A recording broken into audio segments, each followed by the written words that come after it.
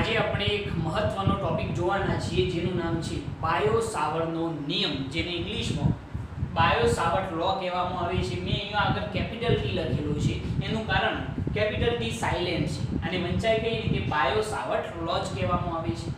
બરોબર. હવે અહીંયા આગળ બાયો અને સાવર્ટ નામના બે વૈજ્ઞાનિકો હતા કે જેમને કોઈ પણ પ્રવાહધારિત ખંડ વડે કોઈ બિંદુ પાસે જો ચુંબકીય ક્ષેત્ર શોધવું હોય તો એ કઈ રીતે શોધી શકાય એના માટેનો એક નિયમ રજૂ કર્યો, જે આજે આપણે જોવાના છીએ. તો એમને આપણને એવું સમજાવ્યું કે સમજી લો કે કોઈ પ્રવાહધારિત તાર હોય, આ રીતે સમજી લો કે એક પ્રવાહધારિત તાર છે અને તારની અંદર એક નાનકડો ખંડ વિચારવામાં આવે જેને આપણે કહી દઈએ ડીએલ સદિશ. તો આ ખંડ છે ને એની અંદરથી પ્રવાહ પસાર થાય છે, તો એને શું કહેવાય? વિદ્યુત પ્રવાહ ખંડ.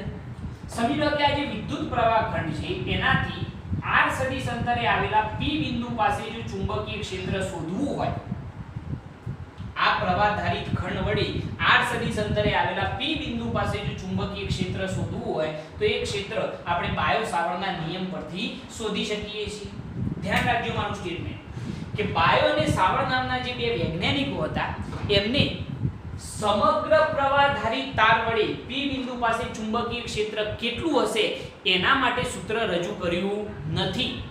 એમને સૂત્ર શેના માટે આપેલું છે કે આ જે સૂક્ષ્મ પ્રવાહધારિત ખંડ છે, સૂક્ષ્મ વિદ્યુત પ્રવાહ ખંડ છે એનાથી r અંતરે આવેલા p બિંદુ પાસે ચુંબકીય ક્ષેત્ર કેટલું હશે એના માટેનું સૂત્ર આપેલું છે, જે આજે આપણે જોવાના છીએ. તો એમને જે નિયમ રજૂ કર્યો એ કંઈક એવો હતો કે I dl સદિશ પ્રવાહ ખંડને લીધે I dl સદિશ પ્રવાહ ખંડને લીધે ખંડની સાપેક્ષે r સદિશ અંતરે આવેલા p બિંદુ પાસે r સદિશ અંતરે આવેલા p બિંદુ પાસે ઉદ્ભવતું ચુંબકીય ક્ષેત્ર બાયો સાવર્ટના નિયમ પરથી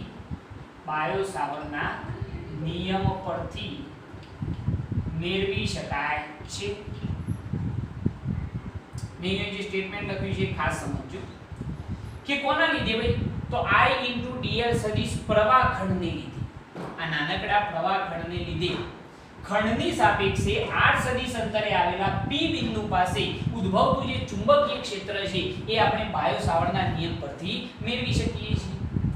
એમને જે સૂત્ર રજૂ કર્યું બાયો અને સાવર્ટ, એમને શું કહ્યું કે આ પ્રવાહ ખંડથી r સદિશ અંતરે આવેલા p બિંદુ પાસે જો તમારે ચુંબકીય ક્ષેત્ર શોધવું હોય તો એ ચુંબકીય ક્ષેત્ર db સદિશ બરાબર સૂક્ષ્મ પ્રવાહ ખંડ છે તો ચુંબકીય ક્ષેત્ર પણ કેવું હશે? સૂક્ષ્મ હશે, એટલા માટે db સદિશ લખેલું છે.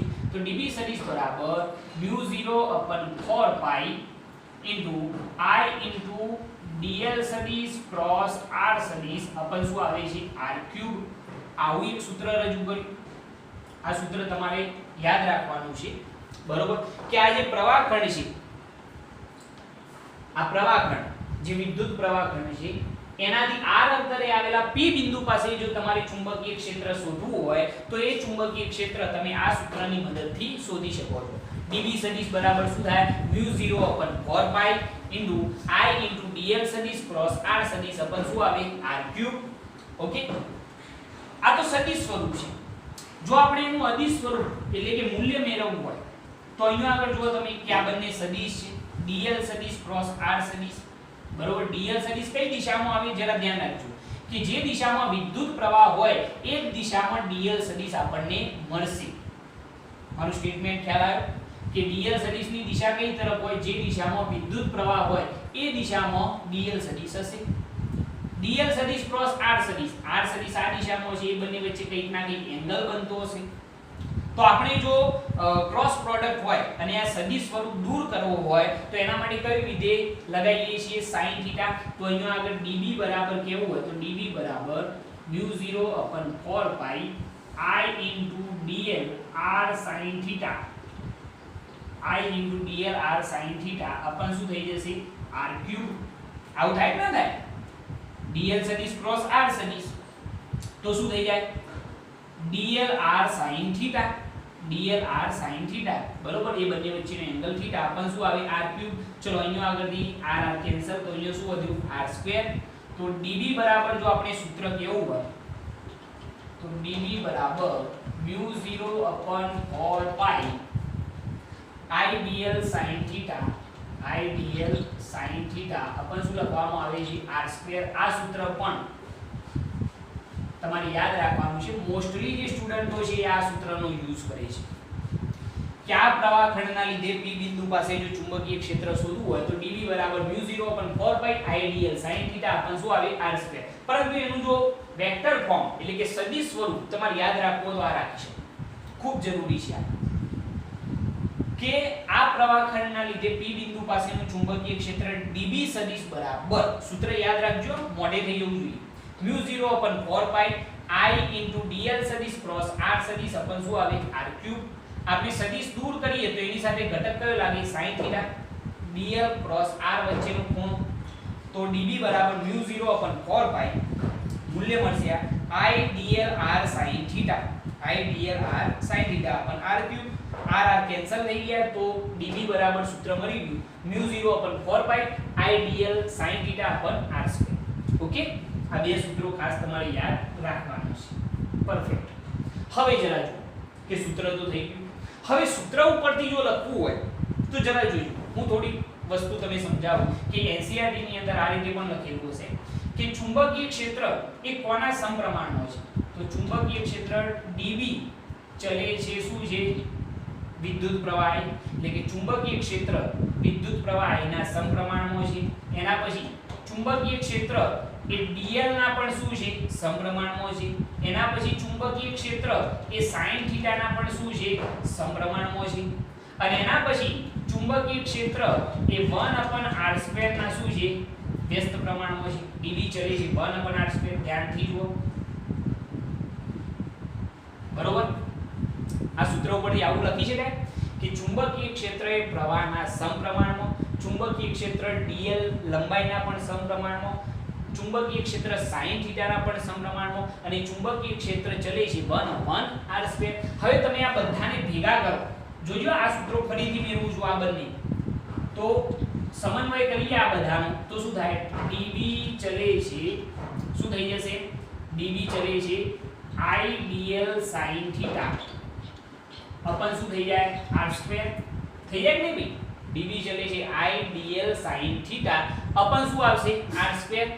અહીંયાથી જો ચલે છે દૂર કરીએ તો db બરાબર ચલે છે દૂર કરવા માટે એક અચળાંક લખવો પડે જેને આપણે કહીએ છીએ μ0/4 પાઈ. આ એક અચળાંક છે.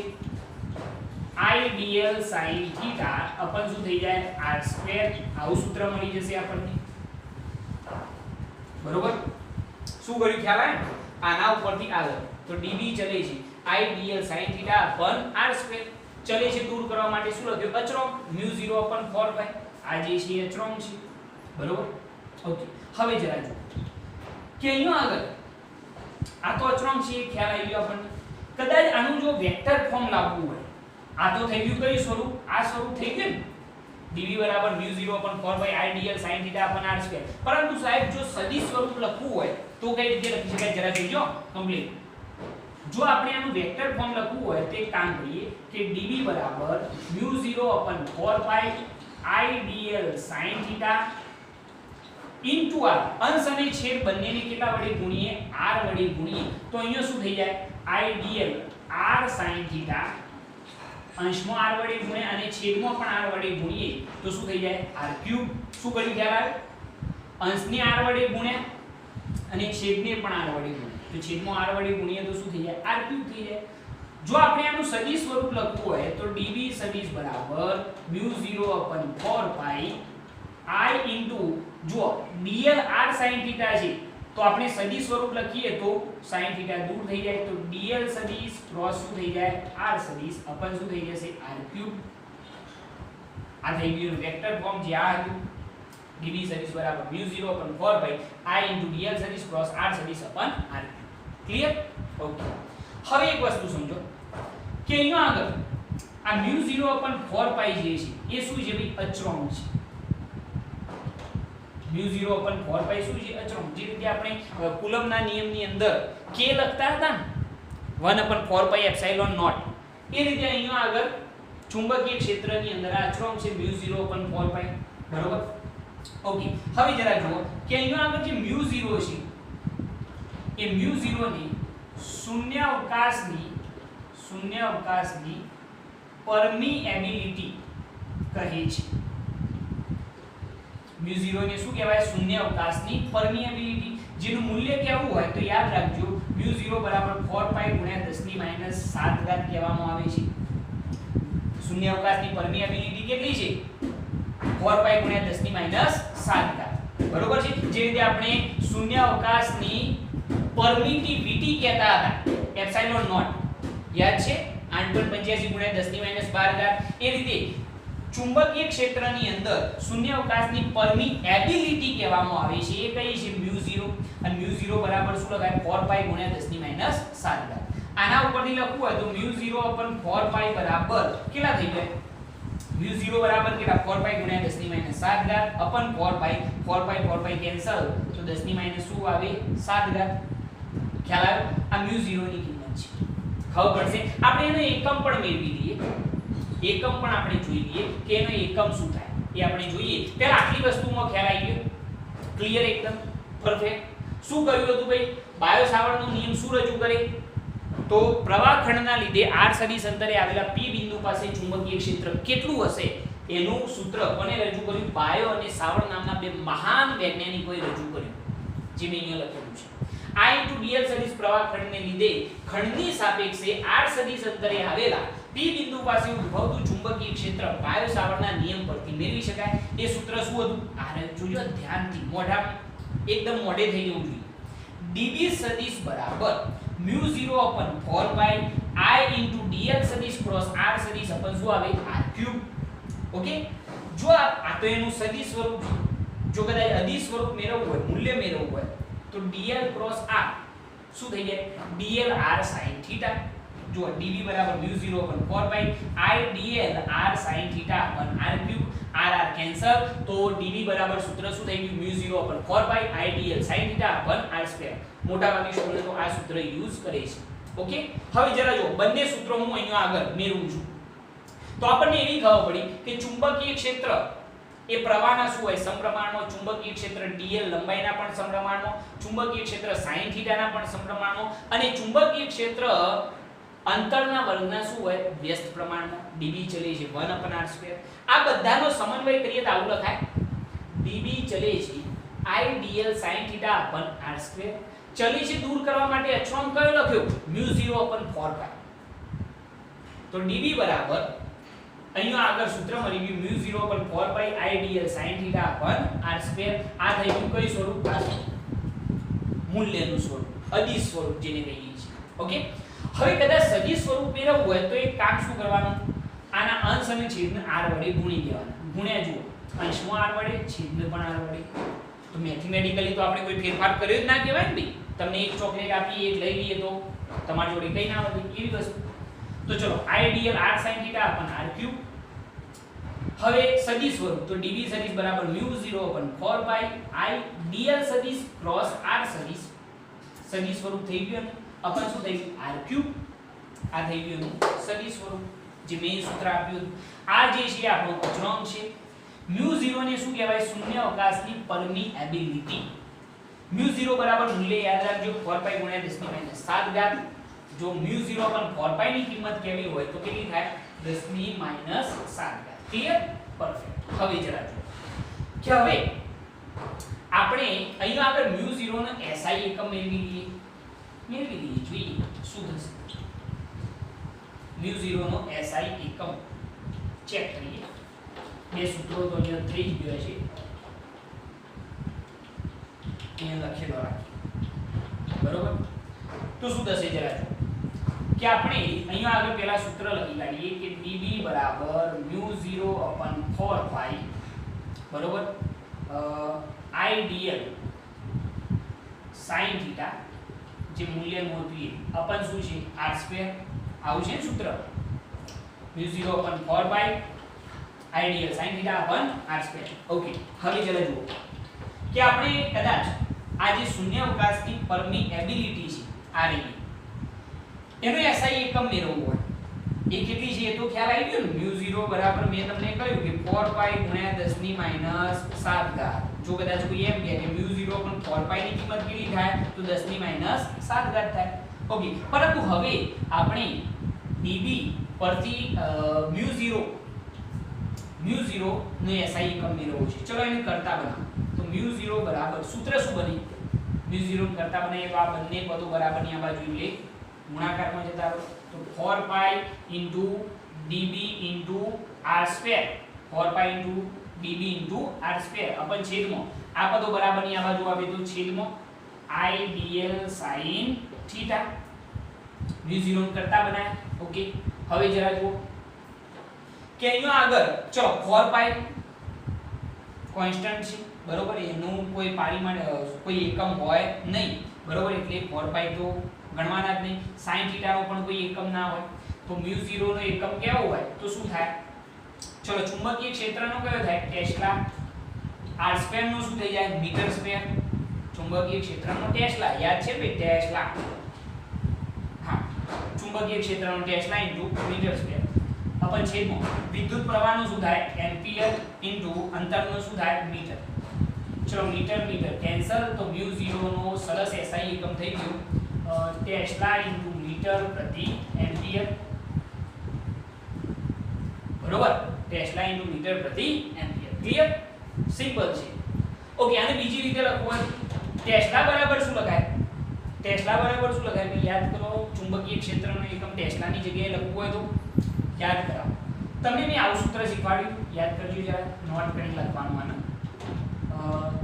પ્રવાહધારી તાર વડે લાગતું ચુંબકીય બળ F બરાબર ILB sin θ સૂત્ર યાદ આવ્યું ILB sin θ હવે અહીંયા ચુંબકીય ક્ષેત્રને કરતા બનાવો તો B બરાબર F IL sin θ તો હવે ચુંબકીય ક્ષેત્રનો SI એકમ લખી શકો શું થાય ન્યૂટન પર એમ્પિયર મીટર આનો તો કોઈ હોય નહીં ભાઈ બળનો ન્યૂટન પ્રવાહનો એમ્પિયર લંબાઈનો મીટર તો આ એકમ હું ટેસ્લાની જગ્યાએ આને આપણે ટેસ્લા પણ કહેતા ટેસ્લા નામનો મહાન સાયન્ટિસ્ટ એના નામ ઉપરથી બરોબર તો ચલો ટેસ્લાની જગ્યાએ લખીએ તો શું થાય μ0 બરાબર ટેસ્લાની જગ્યાએ શું લખવાનું ન્યૂટન પર એમ્પિયર મીટર अपन છેદમાં ફરીથી એમ્પિયર ક્લિયર તો મીટર કેન્સલ તો μ0 નો એક બીજો એકમ ન્યૂટન પર એમ્પિયર નો શું થયો સ્ક્વેર બરોબર એટલે યાદ રાખજો μ0 ને SI એકમ કયો ટેસ્લા મીટર પર એમ્પિયર અથવા તો ન્યૂટન પર એમ્પિયર નો સ્ક્વેર ખાલી સૂત્રમાં કરતા બનાવો ઈઝીલી તમને એનો SI એકમ મળી જશે સિમ્પલ માહિતી છે ઈઝીલી તમને ખ્યાલ આવે આની અંદર બહુ મોટી વાત નથી ખ્યાલ આવી જશે આ સૂત્ર ખાસ યાદ રાખવાનું બરોબર અને સદી સ્વરૂપ લખવું હોય તો અંશ અને છેદના r વડે ગુણી કાઢવાના તો શું થઈ જાય μ0 સદી સ્વરૂપ μ0 પર 4 પાઈ I dl સદિશ ક્રોસ r સદિશ अपन શું આવે r3 અને મૂલ્ય લખીએ તો તમને ખ્યાલ આવી જાય ઓકે હવે એનાથી આગળ એક બીજી વસ્તુ એવી મેળવી શકાય કે અહીંયા આગળ આપણે SI એકમ મેળવી દીધો હવે હા ચુંબકીય ક્ષેત્રની દિશા કઈ તરફ હશે અહીંયા એ તો ખ્યાલ આવી ગયું કે ભાઈ r સદિશ અંતરે P બિંદુ પાસે ઉદ્ભવતું ચુંબકીય ક્ષેત્ર આટલું હશે પરંતુ હવે એની દિશા કઈ તરફ હશે સિમ્પલ માહિતી ચુંબકીય ક્ષેત્રની દિશા જમણા હાથના સ્ક્રૂના નિયમ પરથી જાણી શકાય છે ચુંબકીય ક્ષેત્રની જે દિશા છે જમણા હાથના સ્ક્રૂના નિયમ પરથી જાણી શકીએ સિમ્પલ માહિતી dl સદિશ ક્રોસ શું કરવાનું r સદિશ dl થી r તરફ સ્ક્રૂને ફેરવવાનું બરોબર અહીંયા આગળ જુઓ કે અહીંયા આગળ સ્ક્રૂ મૂકો બરોબર dl સદિશની દિશા કઈ તરફ યાદ રાખજો પ્રવાહની દિશા આ દિશા બરોબર છે dl સદિશ આ દિશા r સદિશ આ દિશા તો આપણે p બિંદુ પાસે ચુંબકીય ક્ષેત્ર ફેરવવું હોય તો આમ ફેરવવું પડે ને dl ક્રોસ r dl આમ છે r આમ છે dl આમ છે r આમ છે તો ફેરવો આમ ફેરવીએ તો શું થાય સ્ક્રૂ કઈ તરફ જાય ભાઈ અંદરની તરફ સ્ક્રૂ ક્યાં જાય અંદરની તરફ, મતલબ કે અહીંયા આગળ ચુંબકીય ક્ષેત્ર અંદરની તરફ હશે, એવું દર્શાવે ને ભાઈ, બરોબર. તો જમણા હાથના સ્ક્રૂના નિયમ પરથી ઈઝીલી તમે ચુંબકીય ક્ષેત્રની દિશા જાણી શકો છો. બીજું કઈ નહીં કરવાનું, dl ક્રોસ r, તો dl સદિશ અને આ r સદિશ, તો dl થી r તરફ સ્ક્રૂને ફેરવવાનો. આ કઈ તરફ જાય સ્ક્રૂ, જેની સ્ક્રૂ ના થઈ હોય ઘેર જે ફેરવ્યું, અહીંયા આગળ શું થાય, સ્ક્રૂ કઈ તરફ જશે, અંદરની તરફ, બરોબર છે. એટલે ચુંબકીય ક્ષેત્રની દિશા અંદરની તરફ હશે. db સદિશની દિશા કઈ તરફ, અંદર તરફ. ઓકે, જે દેખાય છે અંદર તરફ હોય આપણે એને કોના વડે દર્શાવીએ છીએ, ક્રોસ વડે. બહાર તરફ હોય તો ડોટ વડે, એ તો યાદ જ હશે તમને. ઓકે, હવે જરા જો કે સાહેબ આજ એક મેથડ છે, ના બીજી પણ એક મેથડ તમને કહી દઉં કે ચુંબકીય ક્ષેત્રની દિશા જાણવી હોય તો એના માટે એક બીજા નિયમનો તમે યુઝ કરી શકો, right hand palm rule. Right hand palm rule કેમ વિચારવામાં આવે છે કે રાઈટ કેપિટલમાં લખ્યું છે, એનું કારણ એ છે મોટાભાગે છોકરો ભૂલ કરે, કન્ફ્યુઝ નહીં થવાનું. શું કરવાનું જરા જો કે તમારો જે પંજો છે, પંજો તો હોય ને ભાઈ, તમારો જમણો હાથ પહેલા જમણો હાથ લેવાનો, જમણા હાથનો અંગૂઠો જે છે એ પ્રવાહની દિશામાં રાખવાનો અને પછી તમારી જે ઓગળીઓ છે આ ઓગળીઓ એને આમ ફેરવવાની, બરોબર. જે દિશામાં જાય એ દિશામાં ચુંબકીય ક્ષેત્ર હશે. તો અહીંયા જુઓ, વિદ્યુત પ્રવાહ આમ P બિંદુ પાસે ચુંબકીય ક્ષેત્ર કેવું હોય તો કઈ દિશામાં હશે, આમ કઈ તરફ હશે, અંદરની તરફ. તો અહીંયા આગળ જુઓ P બિંદુ પાસે ચુંબકીય ક્ષેત્ર અંદરની તરફ, ખ્યાલ આવે છે એની અંદર. બીજા પણ ઘણા બધા રસ્તા છે. સમજી લો કે હું તમને એમ કહું કે સપોઝ એમ કહીએ કે આ રીતે ક્વેશ્ચન નંબર 1 સમજી લો કે પ્રવાહ આ દિશામાં, બરોબર, અને r અંતરે સમજી લો કે P બિંદુ આવેલું છે. તો P બિંદુ પાસે ચુંબકીય ક્ષેત્ર કઈ તરફ હોય, પામ લો. dl ક્રોસ r તો ઈઝીલી dl ક્રોસ r ખબર પડી જાય, સ્ક્રૂ કઈ તરફ જાય, અંદરની તરફ, તો અંદર જ હશે. પરંતુ સમજી લો કે પામ રૂલ થી મેળવવું હોય તો પ્રવાહ, ચલો તમારી ઓગળીઓ જે છે એને ફેરવો, શું થશે, આમ કરીએ તો કઈ તરફ જાય, પામ રૂલ અંદરની તરફ. તો અહીંયા આગળ ચુંબકીય ક્ષેત્ર કઈ તરફ હશે, અંદરની તરફ, બરોબર છે. એક બીજો ક્વેશ્ચન સમજી લો કે હું તમને એમ કહું કે અહીંયા આગળ કોઈ એક તાર છે, પ્રવાહ આ તરફ છે, આમ છે, અને સમજી લો કે r અંતરે q બિંદુ પાસે ચુંબકીય ક્ષેત્ર કેવું છે, તો કઈ તરફ હશે ભાઈ, આમ છે પ્રવાહ. તો જરા જોજો, આમ છે તો તમારી ઓગળીઓ ફેરવો, આમ થઈ આમ થઈ આમ થઈ આમ થઈ આમ થઈ આમ થઈ, અને આમ કરીએ તો કઈ તરફ આવે છે ભાઈ, q બિંદુ પાસે બહારની તરફ આવે છે. તો અહીંયા આગળ જે ચુંબકીય ક્ષેત્ર હશે એ કઈ તરફ હશે, બહારની તરફ. આ અંદરની તરફ, આ બહારની તરફ. કઈ રીતે ખ્યાલ આવ્યો ને, પ્રવાહ આમ છે, તમે તમારી ઓગળીઓ જે છે એને ફેરવો, આમ કરી આમ કરી આમ કરી આમ કરી આમ કરી આમ કરી આમ, તો કઈ તરફ જાય છે, બહારની તરફ આવે છે ઓગળીઓ. તો અહીંયા આગળ ચુંબકીય ક્ષેત્ર બહારની તરફ હશે. ખ્યાલ આવી ગયો. દિશા કઈ રીતે જાણી શકાય, બે રીતે, જમણા હાથના સ્ક્રૂના નિયમ પરથી અને બીજો પામ રૂલ, આમ અંદરની તરફ. અહીંયા આગળ આમ, તો આમ હોય તો એ આમ કરી આમ કરી આમ કરી આમ ફેરવીએ તો અહીંયા આગળ Q બિંદુ પાસે કઈ તરફ આવે, બહારની તરફ આવે. તો ત્યાં આગળ બહારની તરફ હશે. ક્લિયર? ઓકે. એક બીજી વસ્તુ કે સમજી લો કે એક ખાસ કિસ્સો કહી દઉં કે સમજી લો કે કોઈ કરંટ આ રીતે બહાર આવતો, આ શું બતાવે છે ભાઈ તમને ખબર, ડોટ તો હવે આપણે ફિઝિક્સ ની અંદર સામાન્ય રીતે બહાર આવતો પ્રવાહ હોય, ચુંબકીય ક્ષેત્ર હોય, વિદ્યુત ક્ષેત્ર હોય તો એને ડોટ વડે જ દર્શાવીશું કે અહીંયા આગળ કરંટ કઈ તરફ, બહાર તરફ આવી છે. કરંટ આ રીતે આમ પણ હોઈ શકે ને ભાઈ કે કરંટ આ રીતે બહાર જતો હોય આમ. તો એ વખતે સમજી લો કે r અંતરે P બિંદુ પાસે ચુંબકીય ક્ષેત્ર કેવું હોય તો એની દિશા કઈ તરફ હોય. તો સમજો કે પ્રવાહ આ રીતે આવે છે તો કઈ નહીં, જો પ્રવાહની દિશામાં અંગૂઠો બરોબર આ રીતે મૂક્યો અને પછી આ P બિંદુ પાસે ચુંબકીય ક્ષેત્ર કેવું હોય કઈ તરફ, આમ થઈ જાય, બરોબર. એટલે ચુંબકીય ક્ષેત્રની દિશા આ દિશા, બરોબર. કદાચ અહીંયા આગળ આ રીતની સ્થિતિ હોય કે સમજી લો કે આ રીતે ઇનવર્ડ, અને સમજી લો કે r અંતરે Q બિંદુ પાસે ચુંબકીય ક્ષેત્રની દિશા કેવી હોય તો કઈ તરફ? આનો મતલબ શું થાય? કરંટ કઈ તરફ? કરંટ અંદરની તરફ. એટલે ભાઈ તાર આમ પણ હોય કે ના હોય? આમ ના જતો હોય. તાર આ રીતે સીધો હોય તો પ્રવાહ કઈ તરફ? અંદરની તરફ જાય, પૃષ્ઠની અંદર.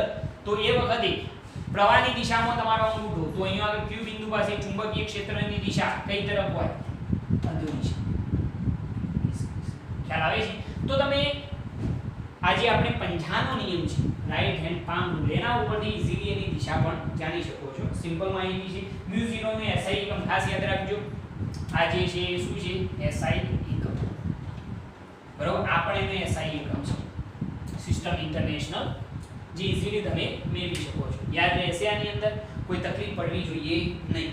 બરોબર? ફટાફટ ચલો આને નોટ કરો. નોટ કરો આટલી વસ્તુ.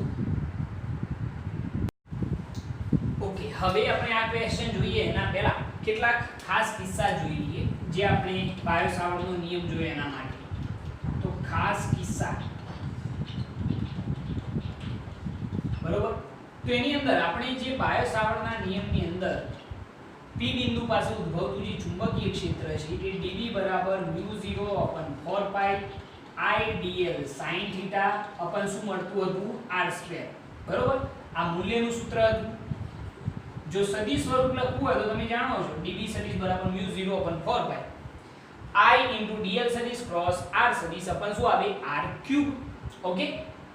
ઓકે, હવે આના ઉપરથી એ વસ્તુ ધ્યાન રાખજો કે dl સદિશ અને r સદિશ વચ્ચેનો જે ખૂણો છે એના ઉપર ચુંબકીય ક્ષેત્ર ડિપેન્ડ કરતું હોય છે.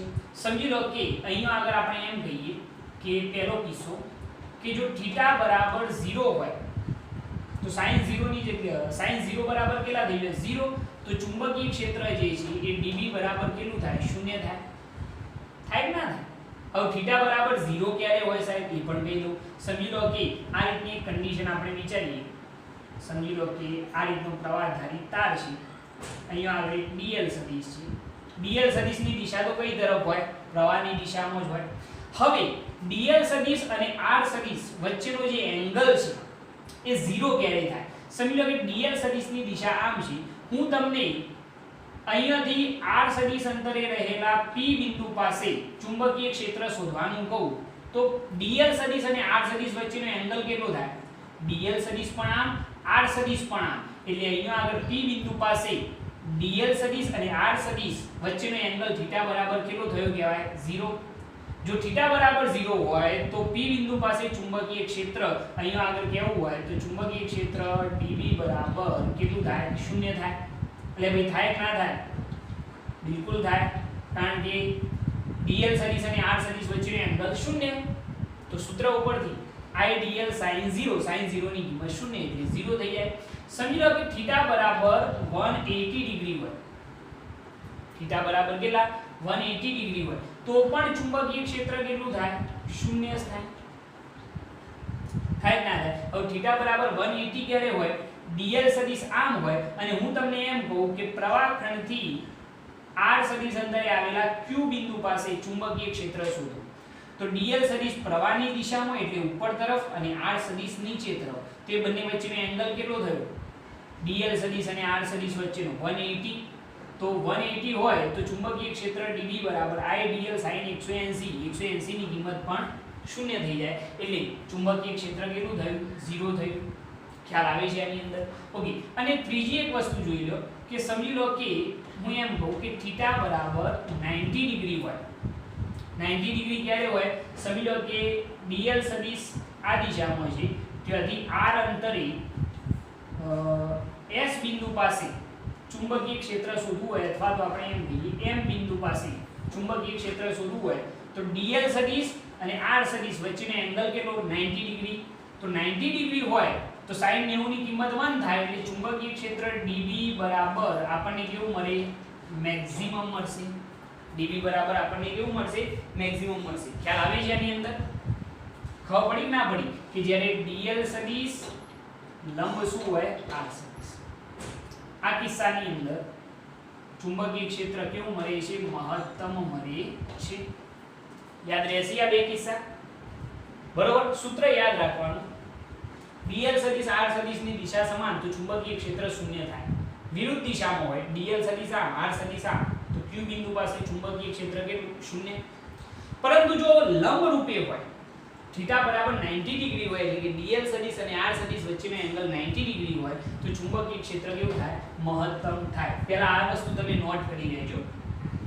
ઓકે, આ ખાસ કિસ્સા આપણા સૂત્ર ઉપરથી બાયો સાવર્ટના હવે તો યાદ રહી ગયું હશે. ઓકે, હવે જરા જો એક બીજો ક્વેશ્ચન છે આની અંદર કે ભાઈ બાયો સાવર્ટના નિયમ અને સ્થિત વિદ્યુત ક્ષેત્ર માટે કુલમ્બના નિયમની સામ્યતાઓ અને વિષમતાઓ કઈ છે. હવે ભાઈ તમે જાણો છો કુલમ્બનો નિયમ ખબર છે, ભૂલી ગયા પહેલું ચેપ્ટર? હા યાદ છે. F બરાબર શું હતું k q1 q2 અપન શું હતું r2 એટલે ભાઈ આવું જ હતું, બિલકુલ આવું હતું. અને જે આપણે બાયો સાવર્ટનો નિયમ ભણ્યા કે બાયો સાવર્ટ બે મહાન સાયન્ટિસ્ટો એમને જે ચુંબકીય ક્ષેત્રનું સૂત્ર આપ્યું ઉપર લખેલું છે μ0/4π I dl સદિશ ક્રોસ r સદિશ અપન શું લખાય r3 સદિશ સ્વરૂપ હોય તો કઈ સ્વરૂપ હોય તો સદિશ સ્વરૂપ, જો અદિશ સ્વરૂપ હોય તો આ રહે. ઓકે, હવે જરા જુઓ કે આ બંનેમાં સામ્યતાઓ શું છે. સ્થિત વિદ્યુત ક્ષેત્રની પણ આપણે અહીંયા વાત કરીશું. તો સામ્યતાઓ શું છે અને વિષમતાઓ શું છે. પહેલી સામ્યતા મેં અહીંયા પહેલેથી લખેલો છે એટલે સમય બચી જાય. પહેલી સામ્યતા શું છે કે બંને નિયમો કુલમ્બનો નિયમ અને બાયો સાવર્ટનો નિયમ એ બંને નિયમો અંતરના વર્ગના શું હોય છે વ્યસ્ત પ્રમાણમાં હોય છે. તમે કહેશો સાહેબ આ તો અંતરના વર્ગના વ્યસ્ત પ્રમાણમાં નથી પરંતુ એનું સદિશ સ્વરૂપ છે. આપણે એનું મૂલ્ય લઈએ તો શું થાય I dl r sin θ બરાબર I dl sin θ અપન છેદમાં શું થઈ જતો હતો r2 બરોબર ને. તો આના ઉપરથી આપણે કહી શકીએ પહેલી સામ્યતા કે બંને નિયમો અંતરના વર્ગના શું છે વ્યસ્ત પ્રમાણમાં છે. પહેલી સામ્યતા. બીજી સામ્યતા કે બંને ગુરુઅંતરીય ક્ષેત્રો છે. કયો ક્ષેત્રો ભાઈ તો કુલમ્બના નિયમ પરથી વિદ્યુત ક્ષેત્ર અને બાયો સાવર્ટના નિયમ પરથી ચુંબકીય ક્ષેત્ર બંને કેવા ગુરુઅંતરીય ક્ષેત્રો છે એવું આપણે કહી શકીએ. લોભાંતરના ક્ષેત્રો છે. ત્રીજો સામ્યતા બીજી કઈ છે ભાઈ ત્રીજી બંનેમાં સંપાતપણાનો સિદ્ધાંત લાગુ પડે છે. હા, ઘણા બધા વિદ્યુત ભારોના લીધે સમજી લો કે Q1 Q2 Q3 બરોબર આ બધાના લીધે P બિંદુ પાસે ચુંબકીય વિદ્યુત ક્ષેત્ર શોધવું હોય તો શું કરવાનું Q1 વડે ઉદ્ભવતું વિદ્યુત ક્ષેત્ર E1 E2 E3 આ બધાનો શું કરવાનો સદિશ સરવાળો એટલે કે સંપાતપણાનો સિદ્ધાંત અહીંયા લાગુ પડે. સેમ એ રીતે અહીંયા પણ લાગુ પડે. બરોબર, ઘણા બધા વાહક તારો હોય, ઘણા બધા પ્રવાહધારિત ખંડ હોય અને એના લીધે કોઈ બિંદુ પાસે ચુંબકીય ક્ષેત્ર હોય તો એની અંદર પણ શું થાય સદિશ સરવાળો થાય. મતલબ કે બંને નિયમોમાં સંપાતપણાનો સિદ્ધાંત લાગુ પડે છે. સામ્યતાઓ થઈ ગઈ. કઈ કઈ સામ્યતાઓ? બંને નિયમો અંતરના વર્ગના વ્યસ્ત પ્રમાણમાં હોય. બીજો નિયમ બંને અંતરો ગુરુઅંતરીય ક્ષેત્રો છે. બંને નિયમો કેવા ગુરુઅંતરીય ક્ષેત્રો છે. આના ઉપરથી વિદ્યુત ક્ષેત્ર અને આના ઉપરથી ચુંબકીય ક્ષેત્ર એટલે બંને ગુરુઅંતરીય ક્ષેત્રો છે. અને ત્રીજો બંનેમાં સંપાતપણાના સિદ્ધાંત લાગુ પાડી શકાય છે. આ સામ્યતાઓ થઈ ગઈ. હવે વિષમતાઓ. વિષમતાઓ કઈ છે તો પહેલી વિષમતા ચુંબકીય ક્ષેત્ર અને વિદ્યુત ક્ષેત્રની આપણે વાત કરીએ તો ચુંબકીય ક્ષેત્ર જે છે એ સદિશ ઘટક I dl સદિશને લીધે મળે છે. ધ્યાનથી જુઓ ચુંબકીય ક્ષેત્ર જે છે એ કોના લીધે I dl સદિશને લીધે મળે છે. ધ્યાન રાખજો કે અહીંયા આગળ જે ચુંબકીય ક્ષેત્ર છે એ I dl સદિશ એટલે કે સદિશ ઘટકના લીધે મળે છે. ચુંબકીય ક્ષેત્ર સદિશ ઘટક I dl સદિશને લીધે મળે છે. જ્યારે વિદ્યુત ક્ષેત્ર અદિશ ઘટક q વિદ્યુત ભારના લીધે મળે છે. યાદ રાખજો આ MCQ ની અંદર પૂછી શકાય એવો ક્વેશ્ચન છે આ કે વિદ્યુત ક્ષેત્ર અને ચુંબકીય ક્ષેત્ર કોના લીધે મળે તો પહેલું ચુંબકીય ક્ષેત્ર કયા સદિશ ઘટક કયો I dl સદિશ જે પ્રવાહધારિત ખંડ કયો ને આપણે I dl સદિશ જે સદિશ છે તો ચુંબકીય ક્ષેત્ર સદિશ ઘટકના લીધે મળે છે. જ્યારે વિદ્યુત ક્ષેત્ર અદિશ ઘટક q ને લીધે મળે છે. આ એક વિષમતા થઈ ગઈ જે આપણે બરોબર વિચારીને મૂકેલી છે. બીજી વિષમતા કે વિદ્યુત ક્ષેત્રની દિશા r સદિશની દિશામાં હોય છે. વિદ્યુત ક્ષેત્રની દિશા કઈ તરફ હોય r સદિશની દિશામાં. જરા જોજો સમજો અહીંયા q વિદ્યુત ભાર છે. r સદિશ અંતરે p બિંદુ પાસે વિદ્યુત ક્ષેત્ર કેવું હોય તો વિદ્યુત ક્ષેત્રની દિશા કઈ તરફ હોય r સદિશની દિશામાં જ હોય જે દિશામાં r સદિશ હોય એ જ દિશામાં વિદ્યુત ક્ષેત્ર પણ હશે વિદ્યુત ક્ષેત્રનું સૂત્ર તમને યાદ હશે E kq/r². જો E સદિશ કેવો હોય તો ઇન્ટુ r કેરેટ બરોબર છે એટલે વિદ્યુત ક્ષેત્રની જે દિશા છે એ r સદિશની દિશામાં હોય છે જ્યારે ચુંબકીય ક્ષેત્રની દિશા કેવી હોય I dl સદિશ અને r સદિશને લંબ રૂપે હોય I dl સદિશ અને r સદિશને કેવી હોય લંબ રૂપે અંદરની તરફ અથવા તો બહારની તરફ જે મેં તમને પહેલા સમજાવ્યું ધ્યાન રાખજો કે વિદ્યુત ક્ષેત્રની દિશા r સદિશની દિશામાં જ્યારે ચુંબકીય ક્ષેત્રની દિશા I dl સદિશ અને r સદિશને લંબ રૂપે હોય છે બીજી વિષમતા થઈ ત્રીજી વિષમતા બાયો સાવર્ટનો નિયમ જે છે થીટા પર આધારિત છે જ્યારે કુલમ્બનો નિયમ થીટા પર આધારિત નથી સિમ્પલ તો આ થઈ ગઈ એની સામ્યતાઓ અને વિષમતાઓ યાદ રહી જશે બિલકુલ યાદ રાખવાની ઇમ્પોર્ટન્ટ છે પહેલી સામ્યતા કઈ બંને અંતરના વર્ગના વ્યસ્ત પ્રમાણમાં બંને ક્ષેત્રો ધ્રુવાંતરીય ક્ષેત્રો છે અને ત્રીજો સંપાતપણાના સિદ્ધાંતો બંનેમાં લાગુ પાડી શકાય છે સામ્યતાઓ ઈઝી ઓકે હવે વિષમતાઓ કઈ તો પહેલી ચુંબકીય ક્ષેત્ર સદિશ ઘટક કયો I dl સદિશ પર આધારિત હોય છે એના લીધે મળે છે જ્યારે ચુંબકીય ક્ષેત્ર અદિશ ઘટક q વિદ્યુતભારના લીધે મળે છે પહેલી વિષમતા થઈ બીજી વિષમતા વિદ્યુત ક્ષેત્રની દિશા કઈ તરફ હોય r સદિશની દિશામાં જ્યારે ચુંબકીય ક્ષેત્રની દિશા I dl સદિશ અને r સદિશને કેવી હોય લંબ રૂપે હોય છે ત્રીજી વિષમતા બાયો સાવર્ટનો નિયમ થીટા પર આધારિત છે જ્યારે કુલમ્બનો નિયમ થીટા પર આધારિત નથી મોસ્ટ ઇમ્પોર્ટન્ટ એક બે વખત લખજો એટલે મગજમાં એડ થઈ જશે ફટાફટ નોટ કરી લો નોટ કરવાની